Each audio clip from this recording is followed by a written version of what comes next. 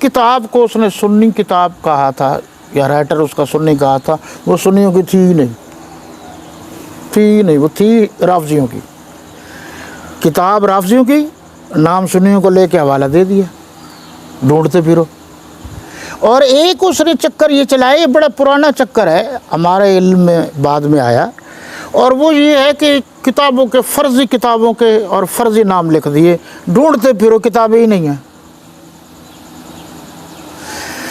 ये एक अहम मसला है, और वो ये है कि जनाब अल्लाह आपका भला करे, हज़रत हुसैन इब्न अली, तफसील का वक्त नहीं है फिर सही, इनका जनाजा किसने पढ़ाया था?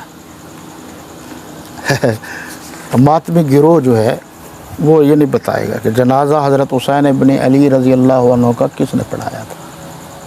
इसमें 5-6 रिवायात हैं, अब मैं बता रहा हूँ, तफसील नहीं।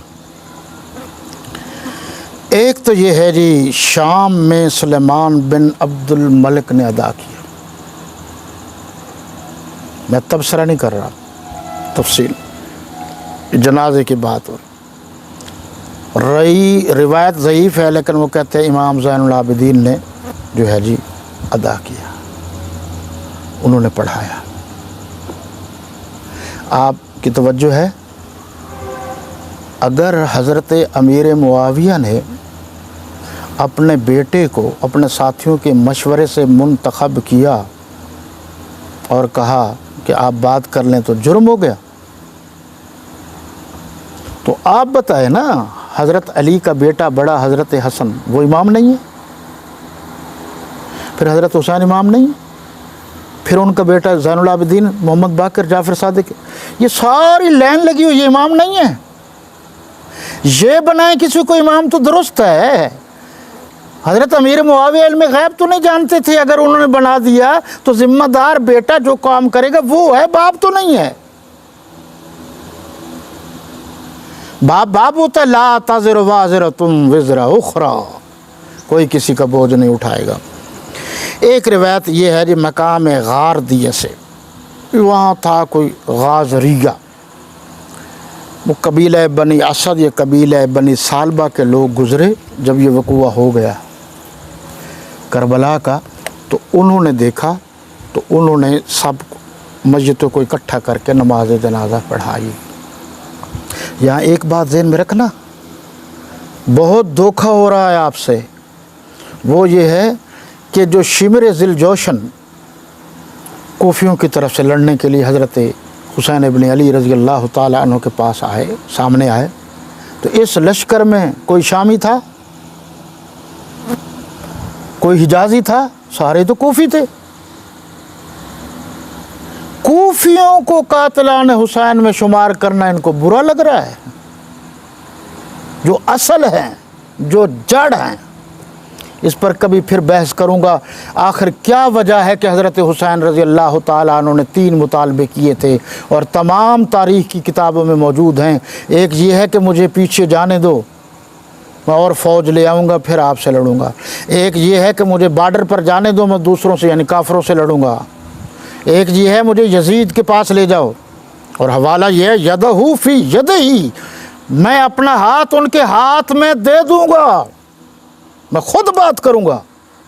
उठाओ तारीख़ की किताबें, तबक़ात इब्न साद को उठाओ, अल-बिदाया वन निहाया उठाओ, ये हमारी किताबों में ये बातें मौजूद हैं। चलो हम ना माने, मान लिया कि हमें जो हुक्म दिया है हमारे बुज़ुर्गों ने कि खामोश रहें। इमाम अबू हनीफ़ा रहमतुल्लाह अलैह की तरफ भी निस्बत की जाती है कि उन्होंने भी फरमाया खामोश रहें। बिल्कुल हम खामोश हैं, लेकिन आप बताइए कि जब हम खामोश हैं तो किसी को यजीद को काफिर कहना, ज़ानी कहना, शराबी कहना, लानती कहना, इसकी इजाज़त किसने दी है? ये सुन्नी है? कुछ भी था, सहाबी रसूल का बेटा तो था। नहीं समझते आप राफ़ज़ियत की चालाकियों को। इन्होंने कैसे इल्ज़ाम लगाया था हज़रत फ़ारूक आज़म रज़ी अल्लाह ताला अन्हु के बेटे पर, अब्दुल्ला पर, कि जो उन्होंने اب دیکھو کہانیاں کیسے بناتے ہیں. وہ جو زنا کیا تو حضرت عمر اتنے عادل تھے جناب، وہ ان کو درے مارے گئے، وہ مر گئے، قبر پر چلے گئے تو باقی درے قبر پر مارے. کہانیاں بنا دی ہیں. کسی صحابی رسول کے بیٹے نے زنا نہیں کیا، یہ بھی جال سازی ہے، یہ بھی فراڈ ہے، یہ بھی دھوکہ ہے. اب میں کون سی بات کروں کہ یہ بڑے ظالم لوگ ہیں. انہوں نے تاریخ کو مسخ کیا، انہوں نے حدیثیں وضع کی، حدیثیں بنائیں، حدیثیں گھڑیں اور حدیثوں کو کتابوں میں شامل کر دیا. آج تک مسلمان آپس میں لڑ رہے ہیں اور کوئی نہیں دیکھتا کہ اس کی حقیقت کیا ہے. جو دیکھتے ہیں وہ بہت کم لوگ ہیں. اگلا یہ جو شخص یہ کہتا ہے حضرت حسین کا سر مبارک الگ کر کے دمشق لے جایا گیا، وہ شخص مفتری، کذاب اور جھوٹا ہے. امام ابن تیمیہ نے یہ لکھا ہے جلد نمبر 4 صفحہ نمبر 184 میں. آگے لکھا ہے جی جسد خاک کربلا میں اور سر مبارک جنت البقیع میں. جی سر علیحدہ دھڑ علیحدہ. حضرت عباس اور حضرت فاطمہ الزہرا کے جناب قبا یعنی آخری آرام گاہ کے پاس مدفون ہے وہ سر. اور مدینہ منورہ میں حضرت ابن عباس نے نماز جنازہ پڑھائی تھی. اس وقت وہ مدینہ طیبہ کے گورنر تھے.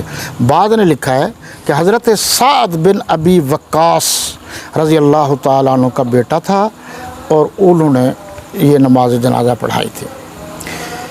ایک یہ جو حوالہ میں نے دیا ہے یہ اصول کافی کا ہے جی. آگے لکھا ہے ابن زیاد نے حضرت کا سر مبارک کوفہ سے دمشق یزید کے پاس بھیجا. یزید نے حاکم مدینہ عمر بن سعد کی طرف بھیجا. اس نے سر مبارک کو کفن دیا اور سیدہ فاطمہ کے پہلو میں دفن کر دیا. یہ ابن سعد کی روایت ہے، ابن کثیر کی روایت ہے. انہوں نے بحثیں بھی کی ہیں.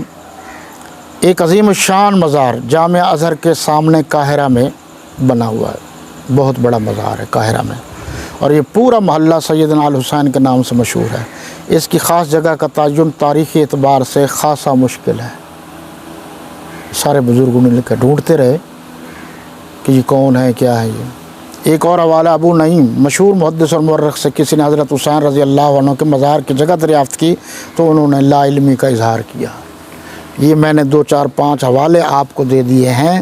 تو باتیں بڑی کرتے ہیں، یہ کبھی نہیں بتائیں گے حضرت حسین رضی اللہ تعالیٰ عنہ کا جنازہ کس نے پڑھایا تھا.